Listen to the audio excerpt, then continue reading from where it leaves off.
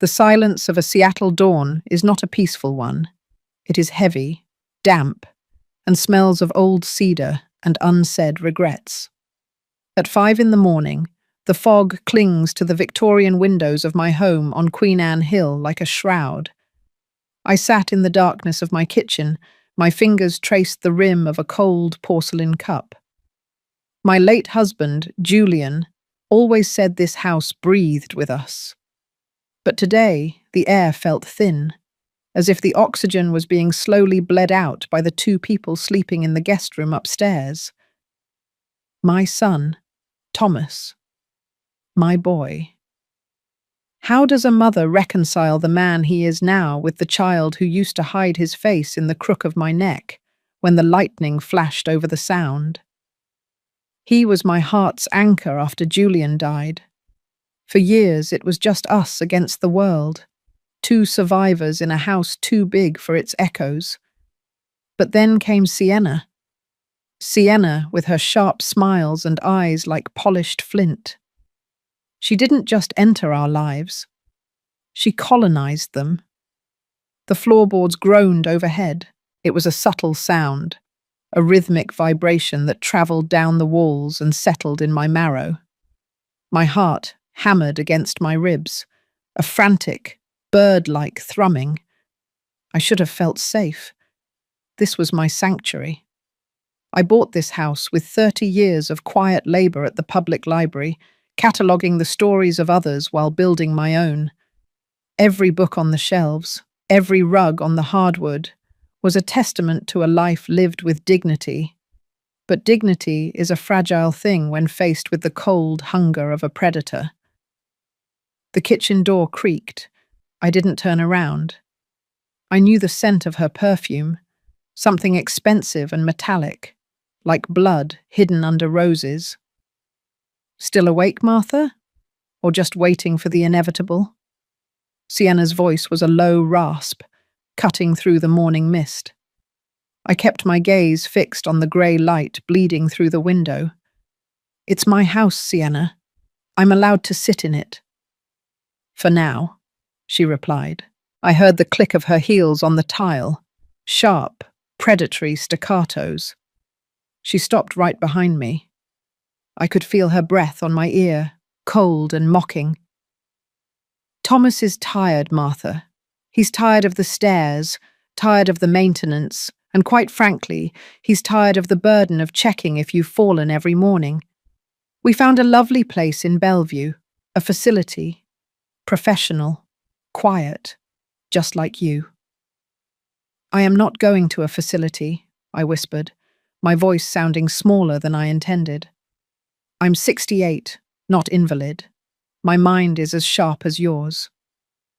Is it? She leaned over, placing a thick stack of papers on the marble counter. I caught a glimpse of the bold heading, Irrevocable Power of Attorney. Then you should be smart enough to sign these. Thomas already has. He wants this to be over. He wants his life back. The betrayal was a dull ache at first, then a searing heat. Thomas, my Thomas. Had he really signed his mother away? Had he stood by while she planned my erasure? I looked at the papers, and for a moment, the world tilted. The ink seemed to swirl like black smoke. I won't sign them, Sienna. Go back upstairs. There was a long, suffocating pause. I expected her to argue, to hiss more insults, but the silence that followed was far more terrifying. Then it happened. Her hand clamped onto my shoulder, her nails digging through my nightgown and into my skin. She spun my chair around with a strength that belied her slender frame. Before I could even gasp, the world exploded into a flash of white light and a stinging, ringing roar. The slap didn't just hurt, it deafened me. My head snapped to the side, and I felt the metallic tang of blood as my tooth sliced into the inside of my cheek. I stared at the floor, at the intricate patterns of the rug I had chosen with Julian 30 years ago. A single drop of crimson fell onto the fabric. a dark stain on a cherished memory. "Listen to me, you old ghost," Sienna hissed, her voice trembling with a terrifying, suppressed rage. She leaned down, her face inches from mine. I could see the pores of her skin, the utter lack of empathy in her dilated pupils. "Thomas is sleeping. He's exhausted from fixing the messes you leave behind. If you wake him, if you say a word about this, I will make sure your last few years are a living hell. Sign the papers by tonight, or I'll find a way to make the state declare you a danger to yourself. And believe me, I'm much better at telling stories than you ever were." She stood up, smoothing her silk robe as if she hadn't just shattered a human soul. "I'm going back to bed. Think about it while you clean up that mess on your lip. And remember, no one hears you, Martha, not even your son." She walked out, the sound of her footsteps fading as she ascended the stairs. I sat there, frozen. The house was quiet again, but the silence was different now. It was the silence of a crime scene. I touched my cheek. It was hot, pulsing with a life of its own.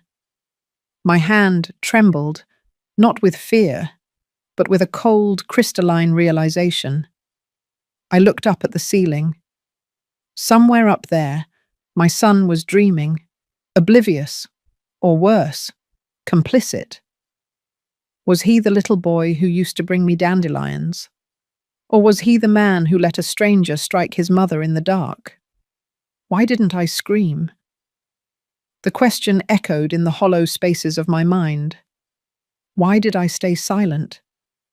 Because a mother's instinct is to protect, even when she is the one who needs protection. I protected Thomas from the truth of what he had married. I protected the image of the family I had spent decades building. But that image was dead now. It died with the sound of Sienna's palm meeting my face. I stood up slowly, my joints protesting. Every movement felt like wading through deep water. I walked to the sink and splashed cold water on my face. The reflection in the mirror was a stranger. My eyes were sunken, my skin sallow, and the right side of my face was already beginning to bloom into a dark, angry purple. I didn't cry. The time for tears had passed with the morning fog. Instead, I opened the cupboard and reached for the heavy iron skillet. They wanted a meal. They wanted a celebration of their victory. I would give it to them.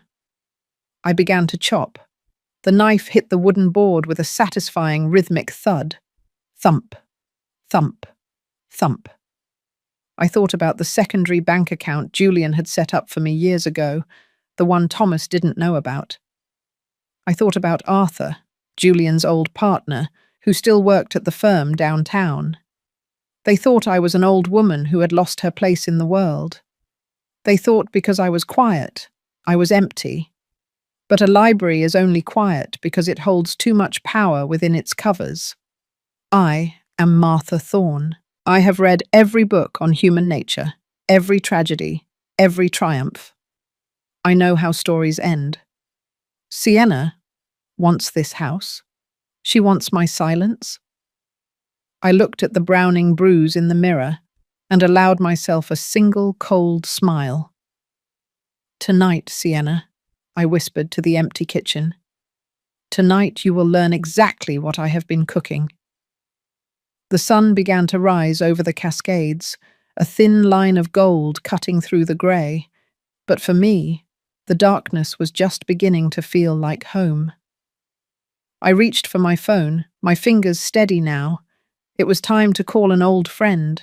It was time to invite the guests to a dinner they would never forget. The first step was the hardest, admitting that the son I loved was a shadow, and the woman he brought home was a monster. But once you accept the monster is in the house, you stop trying to hide. You start setting the trap. I reached for the flour, the white dust coating my hands like ash. Respect. Retribution. The ingredients were all here. I just needed to wait for the family to wake up. I needed to act the part for a few more hours. The bruise throbbed. I welcomed it. It was the only thing that felt real in this house of lies.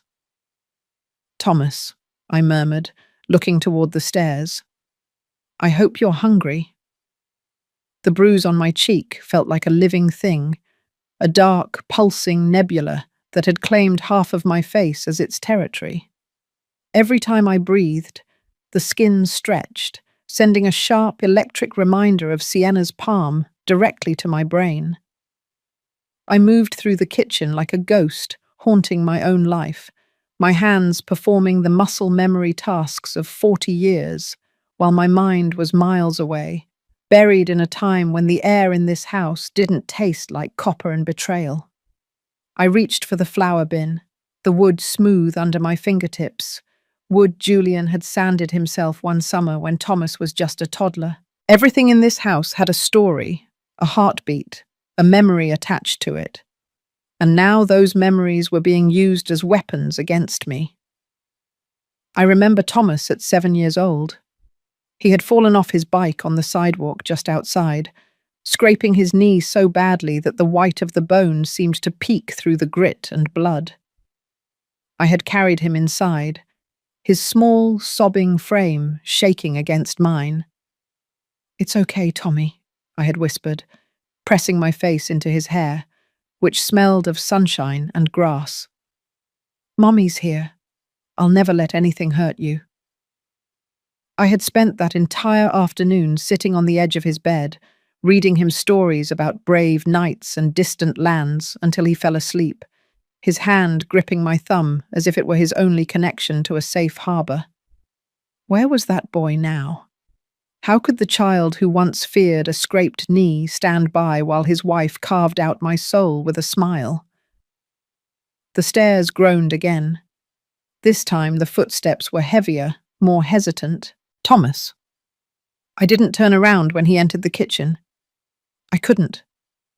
I was afraid that if I looked at him, he would see the ghost of the mother who used to bake him birthday cakes in the ruins of the woman he was now helping to destroy.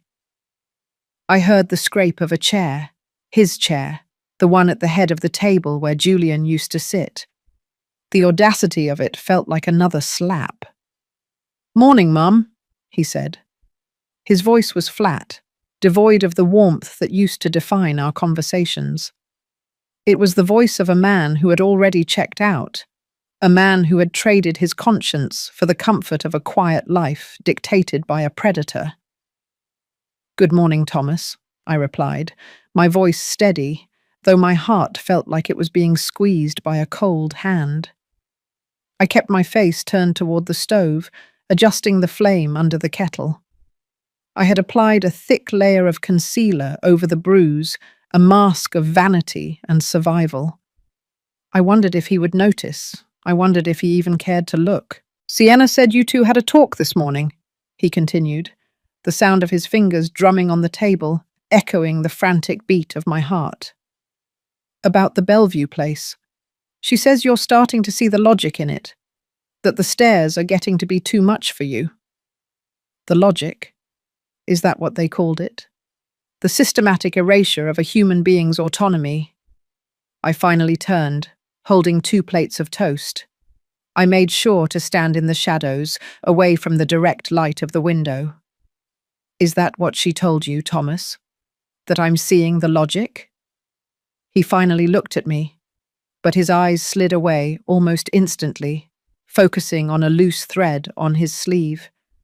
He couldn't meet my gaze. "She's just worried, Mum. We both are. You're 68. This house is a labyrinth. What if you fall and we aren't here? What if you leave the stove on?" "I've lived in this house for 42 years, Thomas. I haven't burned it down yet," I said, placing the toast in front of him. "And as for falling, the only thing making me stumble lately is the weight of the lies being told in this kitchen." He stiffened, his jaw set in a way that reminded me painfully of Julian. But Julian's stubbornness was born of integrity. Thomas's was born of cowardice. "Don't be like that. We're trying to help." Sienna spent all night researching the best facilities. She's doing all the heavy lifting, Martha. The least you could do is show some gratitude. Gratitude. The word tasted like ash. I looked at him, really looked at him, searching for a trace of the boy who used to bring me dandelions. I saw only a stranger wearing my son's face, a man who had been hollowed out and filled with Sienna's poison. She had whispered in his ear until my love looked like a burden and her greed looked like protection. It was a masterpiece of manipulation, a slow-motion heist of a man's morality. "Help," I whispered. Is that what the slap was? Help? The silence that followed was absolute. Thomas froze, his hand hovering over his coffee cup. He didn't look up. He didn't ask what I meant. He just sat there, the air between us thick with the unspoken. Did he know? Had she told him she hit me? Or had he heard the crack of it from the hallway and chosen to pull the covers over his head? I didn't know which was worse, his ignorance or his complicity. "I don't know what you're talking about," he finally said, his voice trembling slightly. He shoved a piece of toast into his mouth, chewing mechanically. "Sienna loves you. She's family now." Family. The word was a mockery. Sienna appeared in the doorway then, as if summoned by the mention of her name. She had changed into a crisp white blouse and a pencil skirt, the image of professional grace. She looked radiant, refreshed, as if the act of assaulting an elderly woman had been a tonic for her soul. She walked over to Thomas and placed a hand on his shoulder, her fingers trailing near his neck in a gesture that was both affectionate and possessive. "Good morning, my loves," she chirped, her eyes flitting to mine for a fraction of a second. She saw the makeup. She saw the way I held my head. Her smile widened just a fraction. "Thomas, did you tell your mother about the appointment this afternoon? The realtor is coming by to do a preliminary walkthrough. We need to know what the market value is before we settle on the Bellevue deposit." Thomas looked at her, his expression shifting from guilt to a forced, desperate adoration. I was just getting to that. "A realtor," I said, my voice as cold as the Seattle mist outside. "In my house, without my consent." Sienna leaned over the table, her scent, that metallic, bloody rose, filling my lungs. "Martha, we've been over this. Thomas has the signature authority now. We're just expediting the process. It's for everyone's peace of mind." She reached out, her hand moving toward my face as if to brush away a stray hair. I flinched, the movement violent and instinctive. Thomas looked up, a flash of confusion crossing his face. "Mom, what's wrong?" Sienna's hand stayed in midair for a second, a silent challenge. "Oh, she's just a bit jumpy this morning, aren't you, Martha?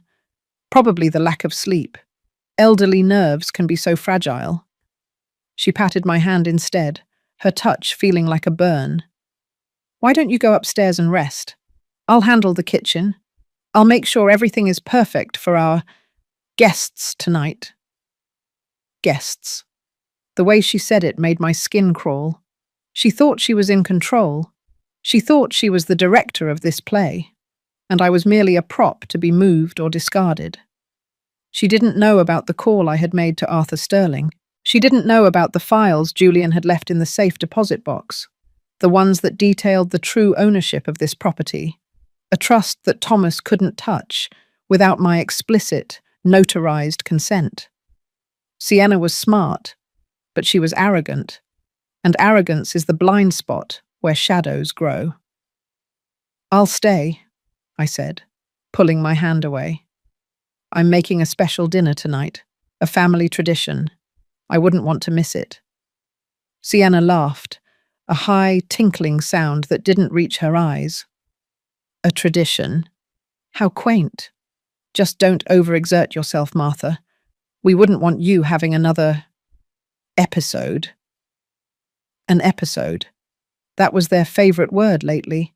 Every time I disagreed, every time I remembered something they wanted me to forget, it was an episode. They were building a case against my sanity, brick by brick, lie by lie. I looked at Thomas, hoping for a spark of recognition, a sign that he saw the trap being laid for both of us. But he was already looking back at his phone, his thumb scrolling through a world where I didn't exist. The ignominy of it was a heavy cloak. To be treated like a ghost in your own hallways, to have your son look through you as if you were already gone. I remembered when Julian and I first moved in. Thomas was 3, and he had spent the whole day running from room to room, shouting, "This is our castle! This is our castle!" Julian had laughed and swung him up onto his shoulders. "It sure is, champ, and we're going to protect it forever." Forever is a long time when you're young. Now forever felt like it was being measured in hours. I left them in the kitchen, their whispered conversations following me like hissed secrets. I retreated to my study, the room where I had spent 30 years surrounded by the wisdom of others. I sat at my desk and opened a drawer, pulling out a small, leather-bound ledger. Julian's ledger. Inside were the details of the Sterling Trust. Sienna thought she had Thomas's signature, but she didn't realize that in this house, Julian's word was still law. I looked at the phone. Arthur would be here at 7. He had been Julian's best friend, a man who valued loyalty above all else. He knew the truth about Sienna. He had been the one to warn me months ago, but I hadn't wanted to believe him. I hadn't wanted to believe that my son could be so easily led astray. The tragedy of a library, Julian used to say, is that people only see the spines, never the secrets hidden between the pages. Sienna saw a spine, an old, fragile woman who could be broken. She hadn't bothered to read the story inside. She didn't know that a librarian spends her life organizing information, connecting dots, and waiting for the right moment to reveal the truth. I touched the bruise again. The pain was steady now, a rhythmic throb that kept me anchored in the present. I wouldn't let the memories drown me. I would use them. Every dandelion Thomas brought me, every story I read him, every sacrifice I made to ensure he had a future. I would hold them all in my mind as I prepared the table. They wanted my house. They wanted my silence. They wanted to bury me in a quiet room in Bellevue, where I would fade away like an old photograph. But a Victorian house doesn't just breathe. It remembers. And tonight, the walls would speak. I heard the front door open, the realtor. I heard Sienna's voice, smooth and charming, explaining the unique features of the property. I heard her feet on the hardwood, the same hardwood Julian had polished until it shone like a dark mirror. Every step she took felt like a violation. I stood up and smoothed my apron. I had work to do. The iron skillet was waiting. The ingredients for the special dish were laid out. Respect. Retribution. And a secret that had been aging in the cellar for a long, long time. "Thomas," I whispered, looking at a framed photo of him as a graduate. "I'm so sorry you didn't listen to the stories I told you. You might have learned how the hero always finds his way home, even if he has to burn the castle down to do it." I walked out of the study, the bruise on my face hidden by the shadows, but the fire in my heart lighting the way. The humiliation was over. The game had begun. The afternoon in Seattle brought a relentless, needle-like rain that turned the view of the Sound into a blurred expanse of slate and iron. I watched from the upstairs window as the realtor, a man with a sharp suit and an even sharper smile, climbed into his silver sedan and drove away. He had walked through my house like a coroner examining a body, noting the dated crown molding and the inefficient layout of a kitchen where I had spent half a century creating life. To him, this wasn't a castle. It was a series of checkboxes on a commission sheet, and Sienna had been his tour guide, her voice trilling through the hallways, selling my soul room by room while I stood in the shadows of the landing, a ghost waiting for the funeral to end. Martha, are you still up there brooding, or did you fall asleep in the dust? Sienna's voice drifted up the stairs, laced with that new, jagged edge she didn't bother to hide anymore. I didn't answer. I didn't have the strength to give her the satisfaction of my voice. I stayed in the dim light of the hallway, my hand resting on the banister. Julian had carved the pineapples into the newel posts, symbols of hospitality, he had said. Now they felt like stone gargoyles mocking my hospitality to the wolves. I made my way down the stairs, each step a calculated effort to remain upright. The bruise was no longer just a physical mark. It had become a lens through which I saw the world. It throbbed in time with the ticking of the grandfather clock in the foyer, a rhythmic reminder that the hours were bleeding away. When I reached the kitchen, the air was heavy with the smell of the lunch Sienna had prepared for Thomas. Something light, something modern, something that left no crumbs and required no heart. Thomas was sitting at the table, his eyes glued to his laptop. He didn't look up when I entered. He had perfected a type of selective blindness that allowed him to exist in the same room as my bruised face without having to acknowledge the stain on his character. The realtor thinks we can get 1.5. Easy, he said to the screen, his voice tinged with a desperate artificial excitement. In this market with the view, we could move to Bellevue next month, Sienna. The condo has a gym, a concierge, no more worrying about old pipes or drafts. It sounds like a dream, honey, Sienna purred. She was standing at the counter, peeling an apple with a paring knife. The blade was thin, silver, and efficient. She didn't look at me either, but she moved with a performative grace, as if she were the leading lady, and I was a stagehand who had accidentally stumbled into the frame.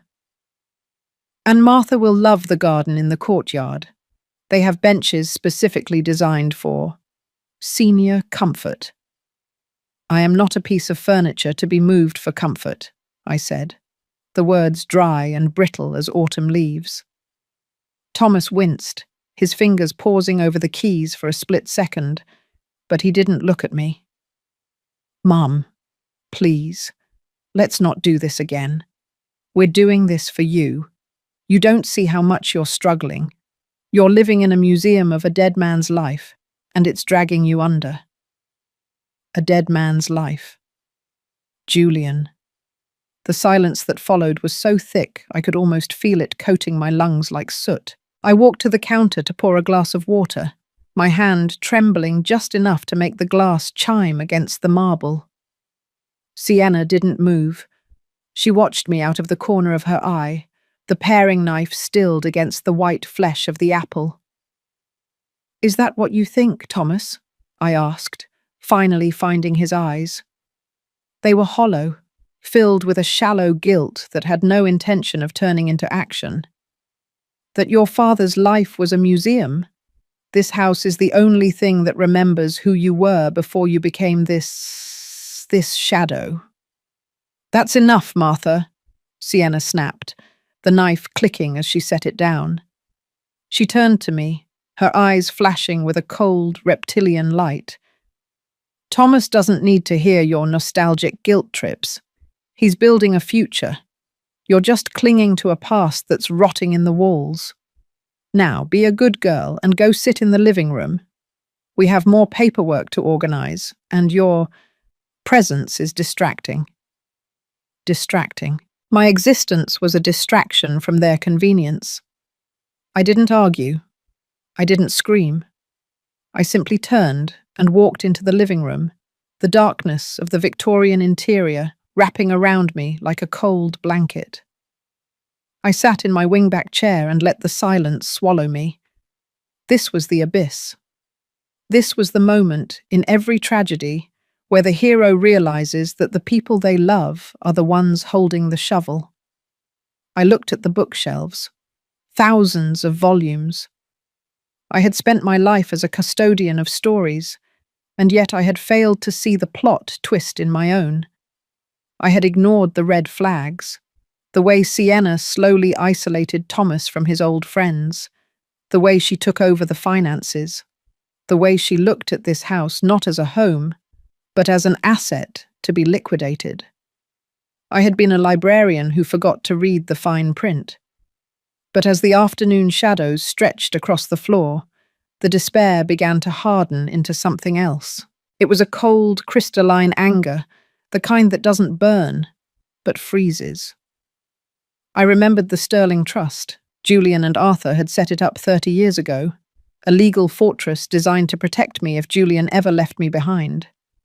It was a complex web of clauses and conditions, a masterpiece of legal architecture that Sienna, for all her sharp-eyed greed, hadn't even discovered yet. She thought Thomas's signature on a power of attorney was the key. She didn't realize the key was buried in a vault she couldn't even name. I reached into the pocket of my cardigan and felt the small brass key to Julian's desk. It felt heavy, a piece of solid truth in a house built on vapor. The hours crawled by in a blur of grey rain and muffled whispers from the kitchen. Thomas and Sienna were planning their new life, where the furniture would go, which country club they would join, how they would spend the equity of my blood and tears.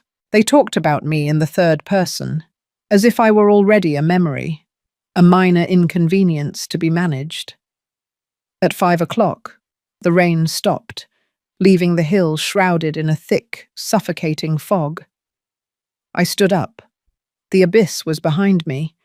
The silence was no longer a cage. It was a cloak.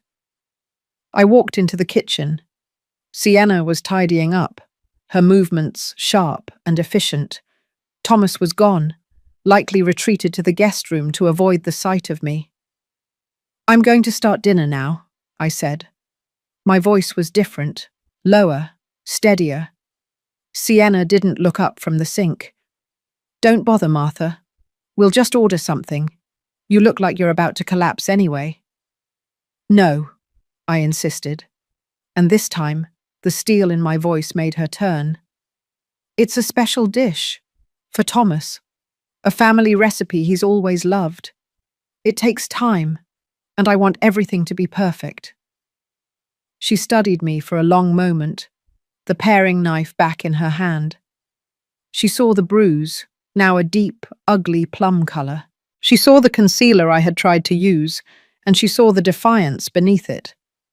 She smiled, that thin, cruel line that passed for an emotion. "Fine. Cook your little heart out, Martha. If it keeps you busy and out of our hair, I don't care. Just try not to set the place on fire." I didn't answer. I reached for the heavy iron skillet. The preparation was a ritual. I didn't just chop vegetables. I dissected the lies they had told me. I didn't just sear meat. I burned away the remnants of my own hesitation. I reached for the vintage bottle of wine Julian had kept in the cellar, a 1985 Bordeaux he had saved for a truly monumental occasion. As the sun dipped below the horizon, the house began to fill with the aroma of slow-cooked beef, red wine, and rosemary. It was the scent of memory, of a time when this house was full of laughter and light. But beneath the surface, there was something else. A bitterness. A secret. I set the table. 3 places. The fine china, the silver that Julian had polished until his hands were black with soot, the crystal glasses that caught the low light of the chandelier. I moved with a precision that would have surprised Sienna. I wasn't an old woman lost in a museum. I was a librarian organizing the final chapter. At 6:30, the doorbell rang. I heard Sienna's footsteps in the hallway. "Who could that be? Thomas, are you expecting someone?" I didn't wait for her to reach the door. I walked out of the kitchen, wiping my hands on my apron. The fire in the hearth was roaring now, casting long, flickering shadows against the walls. "I invited a guest," I said, my voice cutting through Sienna's confusion. She stopped, her hand on the doorknob. "You what? Martha, we told you no visitors today. We have a lot of work to do." "It's Julian's old friend," I said, and the name hung in the air like a threat. "Arthur Sterling." The door opened. Arthur stood there, tall and imposing in a charcoal wool coat, his hair a shock of white against the Seattle night. He didn't look like a man coming for dinner. He looked like a man coming for a reckoning. His eyes immediately found mine, and then they drifted to the bruise on my cheek. I saw his jaw tighten, a flash of white-hot anger crossing his weathered face. "Martha," he said, his voice a deep rumble that seemed to shake the very foundations of the house. "Hello, Arthur. Thank you for coming. Dinner is almost ready." Thomas appeared at the top of the stairs, looking down with a mixture of confusion and burgeoning dread. "Arthur, what are you doing here?" "I'm here to discuss the Sterling Trust, Thomas," Arthur said, stepping into the foyer and closing the door behind him. The sound of the latch clicking into place was final. It was the sound of the abyss closing. Sienna looked from Arthur to me, her sharp eyes darting back and forth as she tried to calculate the shift in the room. She felt it, the sudden drop in temperature, the way the house seemed to narrow its focus. She wasn't the leading lady anymore. She was a trespasser in a story that was far older and far more powerful than her greed. "The Sterling Trust," she echoed, her voice lacking its usual edge. "Thomas, you didn't mention a trust." "That's because Thomas doesn't know the full details," I said, stepping into the center of the foyer. I was no longer a ghost. I was the curator of the Thorne legacy. Julian didn't think it was necessary to tell him, until today. I looked at my son, standing on the stairs he wanted to sell, and then at the woman who had struck me in the dark. The silence of the afternoon was gone, replaced by the heavy electric tension of a storm about to break. The abyss was over. The preparation was complete. "Come in, Arthur," I said, a cold, calm smile touching my lips. "Thomas, Sienna, sit down. I've made a very special dish, and I want to make sure you taste every single ingredient." The fog outside pressed against the windows, sealing us in. The house breathed, but this time it was a long, jagged exhale of a secret finally being set free. The abyss had been dark, but in that darkness I had found my sight. Dinner was served, and retribution was the main course. The dining room was a theatre of shadows and silver. The chandelier overhead cast a low amber glow that seemed to pool on the surface of the mahogany table, reflecting our faces like distorted portraits in a dark lake. Arthur sat at the head of the table, his presence as solid as a mountain. He didn't speak immediately. He simply sat there, his large, weathered hands resting on either side of his plate, watching Sienna and Thomas with a calm intensity that made the air in the room feel heavy. Thomas sat across from me, his head bowed, his fingers fidgeting with the edge of his napkin. Sienna was next to him, her back straight as a spear, her face a mask of calculated politeness that was beginning to crack at the edges. I brought out the first course, a simple roasted marrow on sourdough, the kind Julian used to love. The smell of rich, savoury fat and charred wood filled the room. I moved slowly, my hip aching with every step, but I kept my head high. I had reapplied the concealer, but I knew Arthur had seen the truth in the foyer. He was a man who lived in the details, a man who had spent 40 years reading the lies written in the eyes of others. "The Sterling Trust," Sienna said, her voice finally breaking the silence. She tried for a light, curious tone. but it came out tight and defensive. It's fascinating, Arthur. Thomas and I have been so diligent about organizing the estate, yet this never appeared in any of the primary filings. You must have kept it in a very specialized ledger. Arthur didn't look at her. He looked at Thomas. Your father was a man who understood the nature of storms, Thomas. He knew that houses don't just collapse from the outside. Sometimes the rot starts in the foundation. The Sterling Trust wasn't meant to be part of the primary filings. It was meant to be a life raft, only to be launched when the ship was being deliberately steered into the rocks. Thomas finally looked up, his eyes glassy and confused. Steered into the rocks? Arthur, what are you talking about? We're just trying to move Mum to a safer place. Bellevue is top tier. It costs $12,000 a month. We aren't trying to sink anything. We're trying to save her from herself. The audacity of his words felt like a cold draft in the room. I felt the bruise on my cheek throb, a sharp, rhythmic reminder of the safety they were providing.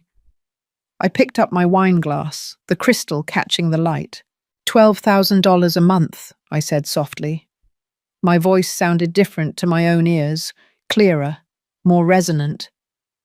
And how do you plan to pay for that, Thomas? With the equity from this house? The house your father promised would always be mine. Sienna leaned forward, her eyes narrowing. It's a logical transition, Martha. Assets should be liquid when they no longer serve their purpose. This house is a burden you can no longer carry. Thomas has the legal authority to make these decisions.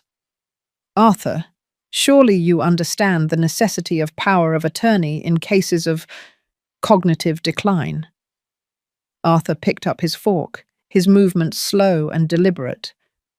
Cognitive decline. That's a heavy term, Sienna. It's often used by those who want to substitute their own will for another's. But here is the thing about the Sterling Trust. Julian didn't just leave money, he left conditions. One of those conditions is a dual gatekeeper clause. Thomas may have a signature, but that signature is worthless without the counter-signature of the designated trustee. And that trustee is me. Sienna's face paled. I watched the realization hit her like a physical blow. She had spent months manipulating Thomas, whispering in his ear, convincing him that I was a problem to be solved and a bank to be emptied. She thought she had won. She thought the deed was as good as hers. And now she was finding out that the door she had been trying to kick down was made of reinforced steel. You? She whispered. But that's an antiquated arrangement. Thomas is the only son. He is the natural heir. The natural heir is the one who honors the legacy, Arthur replied, his voice a low rumble.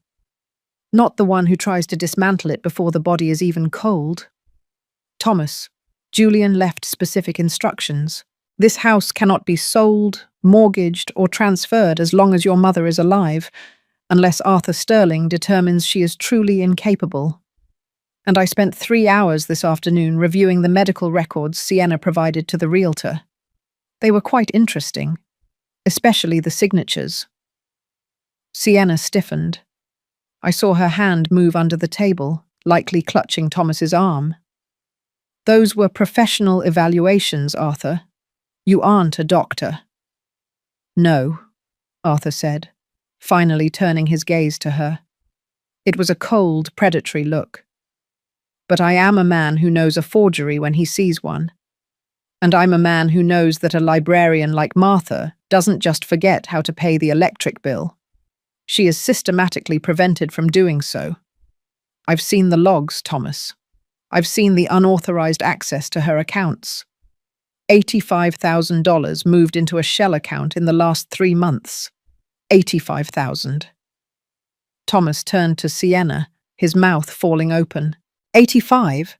Sienna, you said it was only 5,000 for the deposit. You said we were just moving things for tax purposes. Sienna didn't flinch. She was a cornered animal now, and cornered animals are at their most dangerous. I was managing the future, Thomas. I was making sure we had enough for the long-term care. Do you have any idea how expensive those places are? I was protecting us. Protecting us, or yourself? I asked. I felt a surge of energy, a fragile but growing strength. You didn't just want my house, Sienna. You wanted my history. You wanted to erase me so you could fill this space with your own hollow ambition. I stood up and walked to the sideboard, bringing out the main course. The beef was tender, falling apart under the weight of the knife. I served Arthur first, then Thomas, and finally Sienna. I made sure to stand close to her, let her feel the heat of the plate. The Sterling Trust isn't just about the money, I said, returning to my seat. It's about the home. Julian knew that a house like this is a sanctuary. It's where the Thorn name means something, and tonight it's going to mean something again. Arthur took a bite of the beef, nodding slowly. Excellent, Martha. Just like Julian liked it. He looked back at Thomas. Thomas, you have a choice to make. You can continue down this path with your wife, and I will be forced to bring in a forensic audit that will likely lead to criminal charges for fraud and embezzlement. Or you can listen to what your mother has to say. You can start to remember who you were before you allowed your spine to be replaced by another woman's greed. Thomas was trembling now. He looked at the meat on his plate as if it were poison. Criminal charges? Arthur, she's my wife. I love her. Love doesn't require the destruction of your mother, Thomas, I said. My voice was gentle now, but it held the weight of a lifetime of lessons. Love is what I did for you for 35 years. Love is the dandelions and the stories and the nights I stayed awake making sure you were safe. What you have now, that's not love. That's a hostage situation. Sienna slammed her hand on the table. The crystal glasses jumped, ringing in the silence. Enough! This is a setup. You think you can intimidate me with your dusty old laws and your fake trusts? Thomas, we're leaving. We're going to a hotel and we're calling a real lawyer in the morning. One who isn't a fossil. She stood up, reaching for Thomas's arm. But for the first time in 3 years, Thomas didn't move. He stayed in his chair, his eyes fixed on Arthur. The signature, Thomas whispered, on the insurance policy. Sienna, you said you had the notary come while I was at work. You said it was all legal. It was, she shouted, her poise finally evaporating into a shrill, jagged panic. I was doing it for us. Arthur leaned back, his eyes cold and dark. A notary who just happened to be your cousin's best friend, Sienna. A notary whose license was suspended 2 years ago. We've been busy, Martha and I. We've been cataloguing the lies. I looked at my son, and for the first time, I saw a flicker of the boy I used to know.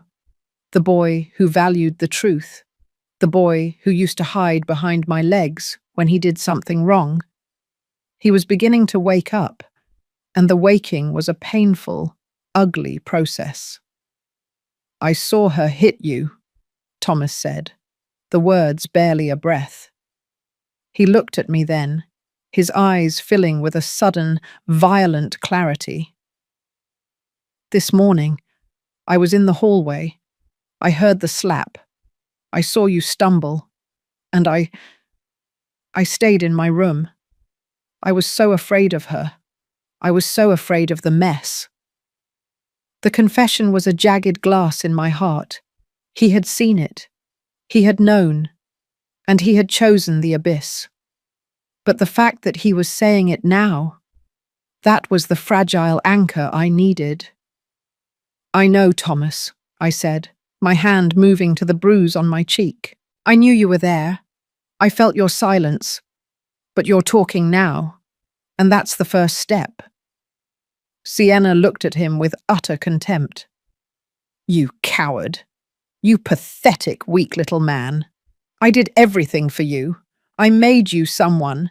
Without me, you're just a bored engineer in a rotting house. And with you, Thomas said, his voice gaining a sudden, surprising strength, I'm a criminal. I'm a man who let his wife hit his mother. Arthur stood up then, his charcoal coat making him look like a shadow that had finally taken form. Sienna, I think it's time for you to go. There is a bag packed for you in the hallway. Thomas has agreed to a temporary separation while the audit is conducted. If you try to contact Martha, or if you set foot on this property again before the legal proceedings are finalized, I will have you arrested for the assault I am currently documenting with my own eyes. You have no right, Sienna screamed. I'm his wife, and I'm the trustee of the Thorne legacy, Arthur replied, his voice a low, dangerous growl. And I have more friends in the Seattle Police Department than you have lies in your head. Get out. I watched as Sienna's world collapsed. She looked at Thomas, searching for the weakness she had exploited for years, but she found only a cold, hard wall of shame. She looked at me, and I didn't flinch. I stood my ground, my fingers tracing the rim of the glass Julian had given me.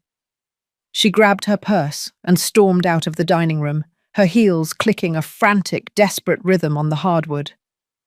I heard the front door slam, a violent, final sound that seemed to make the whole house exhale. Silence returned to the dining room, but it was a clean silence. The metallic smell of her perfume was gone, replaced by the warm, honest scent of the dinner I had prepared. Thomas stayed in his chair, his head in his hands, his shoulders shaking with silent sobs. Arthur walked over and placed a hand on his shoulder, a firm, grounding touch.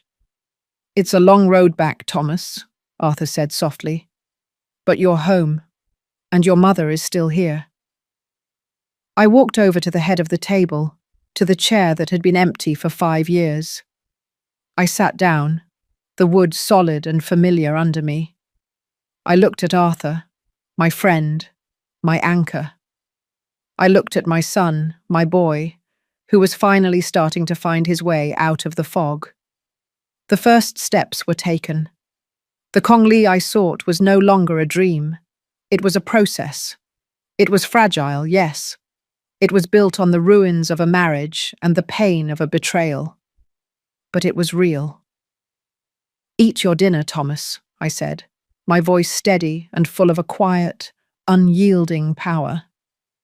We have a lot of work to do, and the morning will be here before you know it.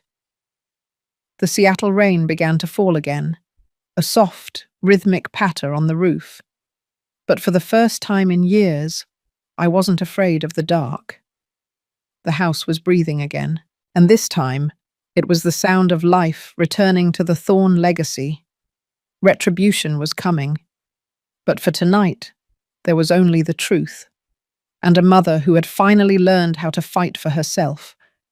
The morning after Sienna left felt like the first breath of air after being submerged in stagnant water for years. The Seattle rain had turned into a fine silver mist that hung over the garden, clinging to the rhododendrons Julian had planted when we were young and full of foolish hope. I stood in the kitchen, the same kitchen where my face had been struck just 24 hours ago, and I watched the steam rise from my coffee. The bruise was no longer a secret hidden under concealer. It was a badge of honor now, a purple and yellow map of the territory I was reclaiming. Arthur was in the study with Thomas, the muffled sound of their voices drifting through the house like the low hum of a distant storm. The paper trail was long, a jagged line of greed that stretched back 3 years. And today, we were finally reaching the end of the line. I walked to the hallway and saw the boxes. Sienna's things. I had spent the early hours of the morning systematically removing her presence from my home. Her silk scarves that smelled of those metallic roses, her expensive shoes that had clicked like predatory claws on my hardwood floors. her vanity mirrors that only reflected a hollow ambition. I packed them with a cold, rhythmic efficiency. Every item I placed in a cardboard box felt like a splinter being pulled from my skin. I remembered the day she moved in, how she had looked at my antique furniture with a sneer, calling it clutter. She had tried to overwrite my history with her modern, soulless aesthetic, but she had forgotten that a house like this has deep roots. You cannot kill a tree by simply pruning the branches you don't like. Thomas came out of the study, his face ashen, his eyes rimmed with red. He looked like a man who had been hollowed out by the truth. Arthur followed him, carrying a laptop and a thick folder bound by a heavy rubber band. The evidence was overwhelming. It wasn't just $85,000. As Arthur digged deeper into the diverted retirement funds and the forged signatures on the secondary mortgage applications, the number had climbed to $120,000. $120,000 of my blood and Julian's sweat, funneled into offshore accounts and designer handbags, while I was told we couldn't afford to fix the leak in the roof. "Mum," Thomas whispered, his voice cracking like dry wood. He stopped a few feet away from me, his hands trembling at his sides. Arthur showed me the emails, the ones from the lawyer in Bellevue. She was already coordinating the move-in date for next week. She had even signed the waiver for the restricted ward, the ward for patients with advanced dementia. The restricted ward. The abyss had been deeper than I imagined. She hadn't just wanted me out of the house. She wanted me locked away in a place where my voice would be nothing more than a symptom of a disease. She wanted to erase my mind so she could own my property. "She told me you were wandering at night, Mom," Thomas said, a single tear tracking through the grey stubble on his cheek. "She said you were talking to Julian in the garden at 3 in the morning. She said you forgot who I was. And God help me. I wanted to believe her because it was easier than admitting I was losing you. It was easier than admitting I had married a monster." "I did talk to Julian, Thomas," I said, my voice steady and clear. I walked over to him and placed my hand on his chest, right over his heart. "But I talked to him because he was the only one in this house who still knew my name. I didn't forget you. You forgot yourself." Arthur cleared his throat, his expression grim. "The police are on their way, Martha. We've filed the official report for the assault and the financial fraud. Sienna is currently at a hotel downtown, but she won't be there for long. She's been trying to access the Sterling Trust accounts all morning, and every attempt is being logged by the fraud department. She's digging her own grave with every click of a mouse." The doorbell rang then, a sharp, intrusive sound that made Thomas flinch. I felt my heart skip a beat, but the fear didn't settle. It was replaced by a cold, sharp anticipation. I knew it was her. A woman like Sienna doesn't go quietly into the night. She comes back to reclaim what she thinks is hers. I opened the door. Sienna stood there, the Seattle fog swirling around her like a grey cape. She was dressed in a black trench coat, her hair perfectly styled despite the humidity, but her eyes were wild, flicking back and forth like a trapped animal. She tried to push past me, her shoulder hitting mine with a blunt force. "Get out of my way, Martha," she hissed. "I'm here for my jewelry and my files. You have no right to touch my property." "This is my house, Sienna," I said, stepping back just enough to let her see Arthur and Thomas standing in the hallway. "And you have no property here, only evidence." Sienna stopped, her gaze landing on Arthur.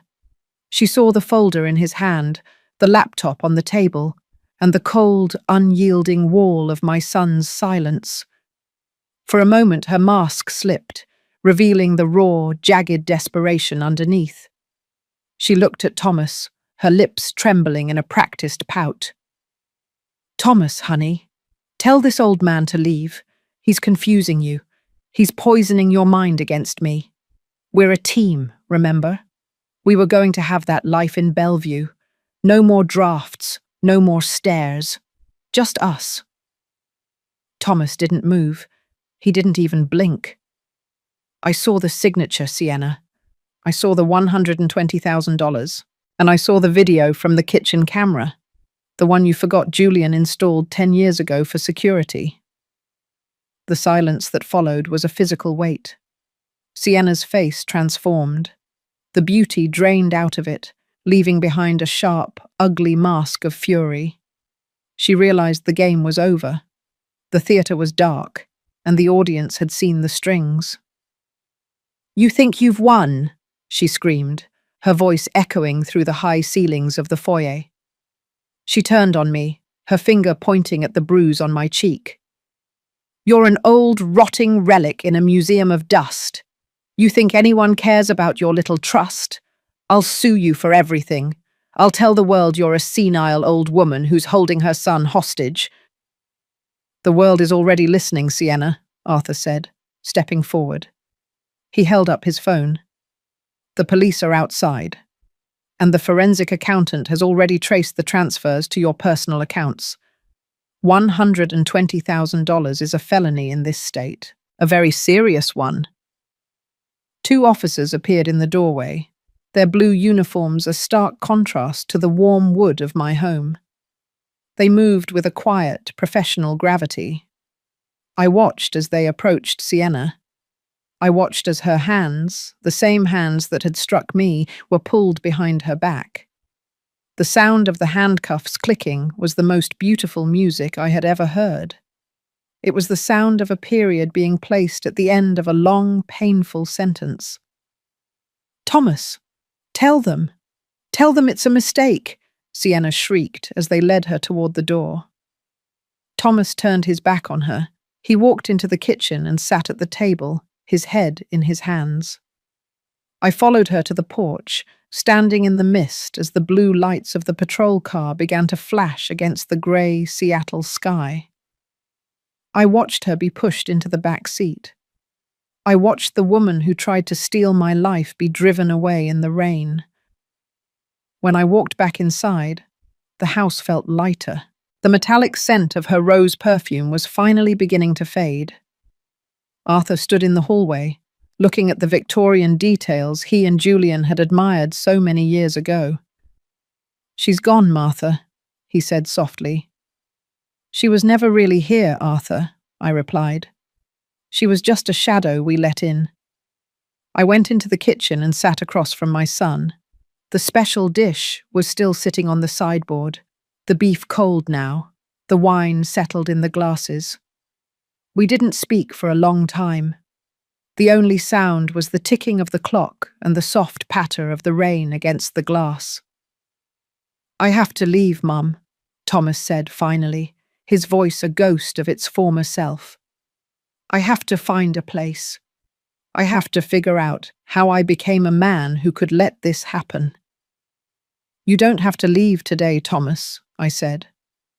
I reached across the table and took his hand. It was cold, but it was still my son's hand. "But you do have to help me. We have a lot of things to fix. The pipes, the drafts, and the trust. We have to make sure this house stays a thorn house forever." "I don't deserve to stay here," he whispered. "No," I said, and the iron in my voice returned. "You don't. Not yet." But Julian believed in second chances. And I am a mother. We are the architects of second chances. We spent the rest of the day in a strange, solemn purge. We took the boxes of Sienna's things to the curb. We scrubbed the surfaces she had touched. We opened the windows to let the cool, damp Seattle air wash away the stagnant lies. Arthur stayed until the sun began to set, helping us organize the final legal documents. The purging wasn't just physical. It was a deep, spiritual cleansing of the Thorn legacy. As night fell, I stood in my garden, looking up at the lights of the house. It was glowing again, the warm amber light spilling out onto the wet grass. The bruise on my face was still there, a dark reminder of the price of my freedom. But the shame was gone. I had faced the predator, and I had won. I had saved my son from the abyss, even if the saving had left us both with scars. The purge was complete. The villains were in the dark, and the truth was in the light. I walked back inside and locked the door, not out of fear, but out of a new, unyielding sense of ownership. "Tonight, Thomas," I said as I entered the living room, "we won't talk about Bellevue, we won't talk about money, we're going to talk about your father. We're going to talk about the stories that built these walls." Thomas looked up and smiled. A small, fragile thing, but it was real. For the first time in 3 years, the shadow was gone. The purge was over. The confrontation had been won. But the healing, the true healing, was just beginning. I reached for a book on the shelf, the leather worn and familiar. It was time for a new story. The bruise on my cheek has finally faded into nothingness, leaving behind only the smooth, pale skin of a woman who has seen too much and said too little. But in the quiet hours before dawn, when the Seattle mist presses against the Victorian glass of my bedroom, I can still feel the phantom heat of that slap. It is a ghost now, a spectral reminder of the day the foundation of my world cracked. I walked down the stairs today, my hand light on the banister, no longer gripping it for dear life. The house feels different. It no longer groans under the weight of secrets. It breathes with a long, steady rhythm, as if it too has been purged of a lingering sickness. I went into the kitchen and put on the kettle, the sound of the water beginning to whistle a familiar tune that no longer feels like a warning. The legal proceedings moved with the slow, grinding inevitability of a glacier. Arthur Sterling had been a titan throughout the winter, his charcoal coats a constant presence in the sterile hallways of the King County Courthouse. Sienna's trial was a surgical dissection of a predator's greed. I sat in the front row, my back straight, my hands folded in my lap, and I watched as the evidence I had meticulously catalogued was laid bare for the world to see. The forged signatures, the shell accounts, the medical records she had manipulated to create a narrative of my decline. It was all there, projected on a screen for a jury that looked at her with a mixture of horror and pity. Sienna didn't look like a leading lady anymore. She looked small, her sharp edges blunted by the reality of the 4 walls closing in on her. When the judge read the sentence, 6 years in a federal facility for fraud, embezzlement, and elder abuse, the silence that followed was the most profound I had ever experienced. It was the silence of a story reaching its natural, just conclusion. Thomas was there too, sitting 3 rows behind me. He didn't testify, but his presence was a testament to his own slow, painful awakening. He had moved out a month after the arrest, taking a small apartment near the waterfront where he could hear the ferry horns at night. He said he needed the salt air to clear the smell of roses from his lungs. We speak once a week now. It is a fragile bridge we are building, brick by painful brick. He comes over on Saturdays to help with the garden or to fix the things that Julian used to maintain. We don't talk about Bellevue anymore. We talk about the weather, the books I'm reading, and sometimes, very quietly, we talk about the father he is finally starting to remember without the distortion of another person's malice. He is a man who is learning to stand on his own feet again, even if his knees still shake under the weight of his own regret. I spent the spring reclaiming the rooms Sienna had colonized. I repainted the guest room a soft, buttery yellow, the color of the dandelions Thomas used to bring me. I stripped the modern, soulless wallpaper she had insisted on and found the original cedar underneath, still warm and fragrant after all these years. I donated her expensive clothes to a shelter for women who truly needed a new start, feeling a strange sense of irony as I folded the silk and cashmere. I kept nothing that belonged to her. To keep even a scarf would have been to keep a piece of the shadow. I wanted my house to be a vessel for light again. I wanted the Thorn legacy to be defined by what we saved, not what we lost. Arthur came over yesterday with a final stack of papers for the Sterling Trust. We sat on the porch, watching the sun dip behind the Olympic mountains, turning the sound into a sheet of liquid gold. He looked at me, his eyes crinkled with a warmth I had forgotten people could possess. "You did it, Martha," he said, his voice a low, appreciative rumble. Julian would have been proud. He always said you were the strongest person he knew, and he was a man who knew strength better than most. "I didn't feel strong, Arthur," I replied, the steam from my tea warming my face. "I felt like I was breaking. I felt like I was a book being torn apart, page by page." "But you organized the fragments," he said, "and you wrote a better ending." A better ending. I thought about those words as the stars began to poke through the Seattle twilight. I am 68 years old, and for the first time in my life, I am truly free. I am no longer a wife waiting for a husband, or a mother waiting for a son to see her.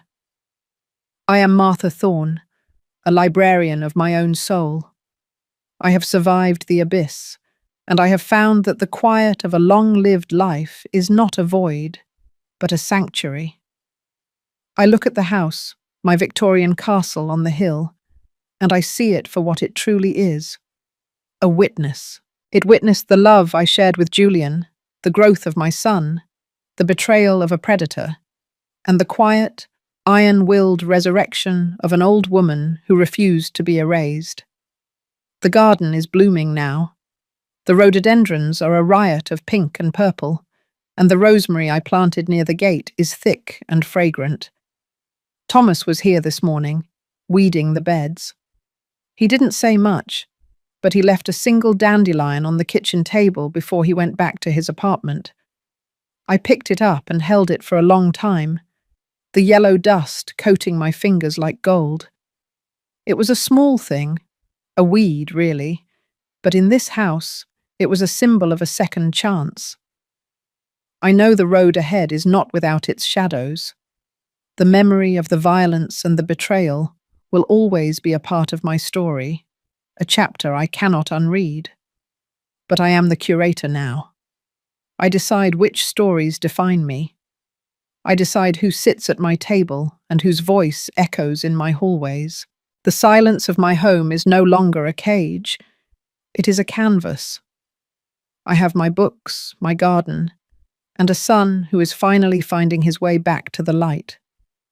I have a house that breathes with me, and a history that has been protected by the very hands they tried to shackle.